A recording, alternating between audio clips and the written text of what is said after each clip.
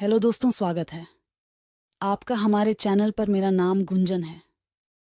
मैं अपने माँ बाप की इकलौती हूँ, इसीलिए बचपन से ही मैं बहुत लाडली रही हूँ। ज़्यादा प्यार भी बच्चों को बिगाड़ देता है, और मेरे साथ भी ऐसा ही हुआ। माँ बाप का अपना प्यार और हर बात की आज़ादी थी। इसी बात का असर यह हुआ कि मैं हाई स्कूल में ही किसी को अपना दिल दे बैठे समझना दान और कच्ची उम्र का फ़ायदा उठा लिया। जिस उम्र में लड़कियां खेलने कूदने में व्यस्त होती हैं, उस उम्र में मैंने उसे अपना जिस्म दे दिया। मगर वह बेवफा निकला, मुझे कई बार करके छोड़ दिया, यह कहकर कि तुम्हारे में अब वह मज़ा नहीं आता। अब मज़ा क्यों नहीं आता कि उसे अब दूसरी जुड़ गई थी। मेरे पास तब उम्र के हिसाब से था।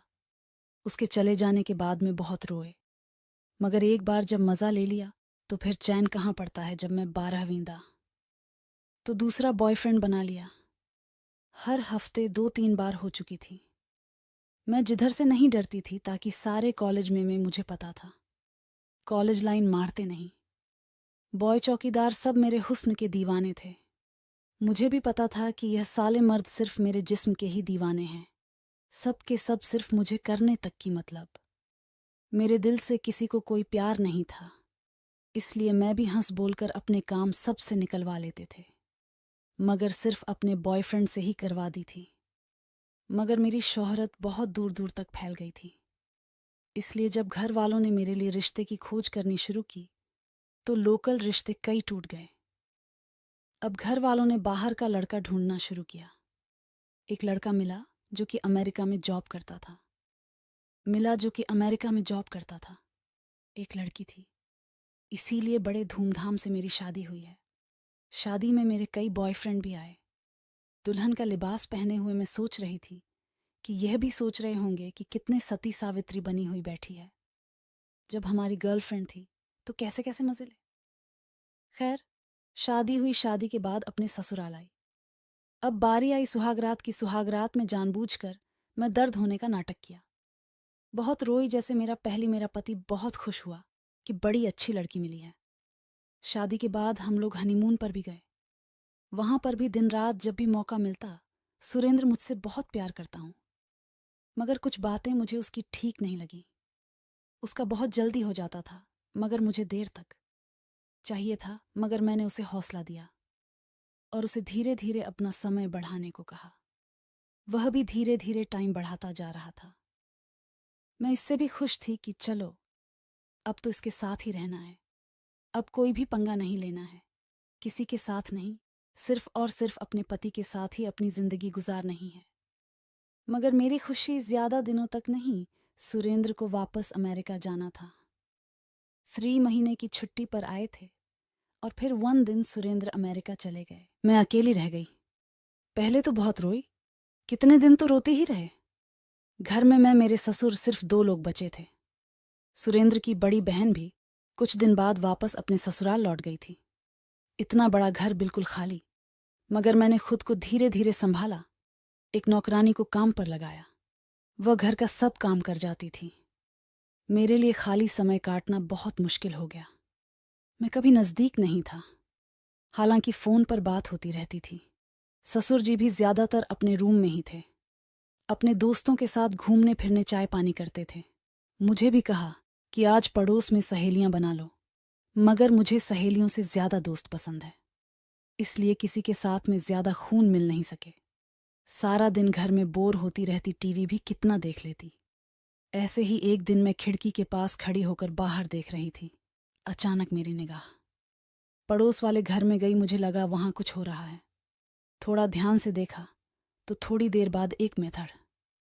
तभी एक औरत आई जो कि पड़ोसी की बहू थी। कुछ मिनट के बाद वह शायद बेड पर लेट गई। मुझे नहीं दिख रही थी।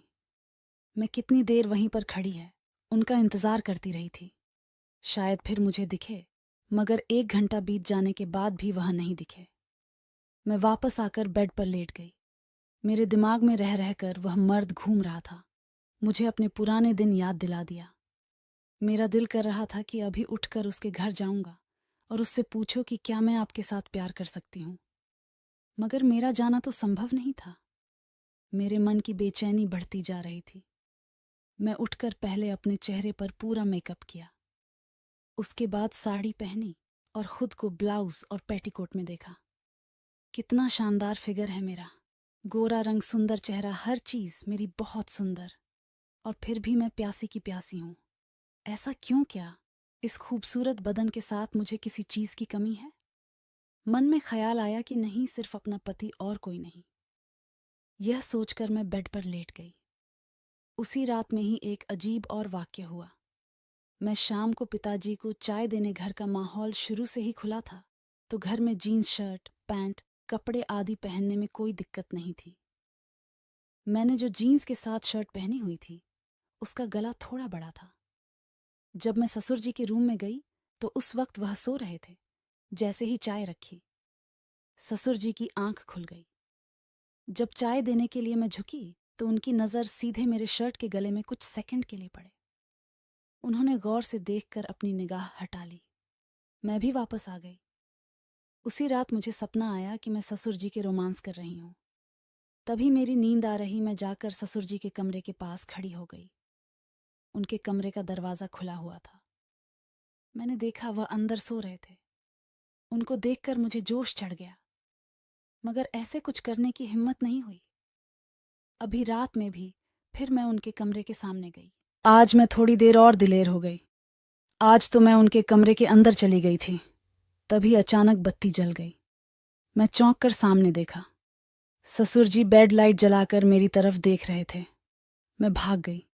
सच में मुझे बहुत शर्म आई है। ये मैंने क्या कर दिया? ससुर जी क्या सोचेंगे मेरे बारे में अगले दिन शर्म के मारे? जी के सामने ही नहीं जा पा रही थी। उनका चाय नाश्ता तो मैंने काम वाली के हाथ से भिजवा दिया, मगर दोपहर का खाना तो मुझे ही ले जाना था।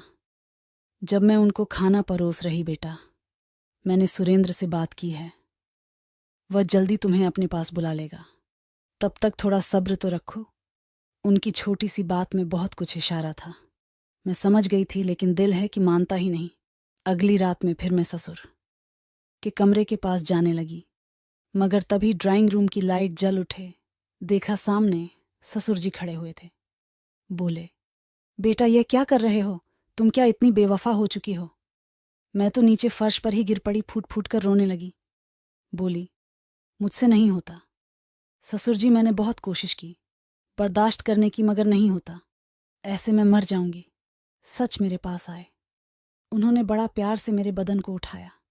मैं उनके कंधे से लगकर रो पड़े। मुझे समझाने लगे कि कभी कभी हो जाता है, जब इंसान अपनी भावनाओं पर काबू नहीं रख पाता है। तुम घबराओ मत, बैठो, सब ठीक हो जाएगा। मुझे पता नहीं क्या आया मेरे मन में, मैंने बोला, ससुर जी मुझे वह चाहिए। वह तो एकदम से चौंक गए। बहू, ये क्या कह रही हो? मैंने उनकी बात पर ध्यान नहीं दिया और काम वासना में आंधी होकर मैं ससुर जी के साथ, ससुर जी भी अपनी जवानी का पूरा जोश दिखाया। मैं तो हैरान थी कि 50 साल की उम्र में इतना जोश, इतनी जान कहाँ से आ गई। मैंने कहा, ससुर जी मज़ा आ गया।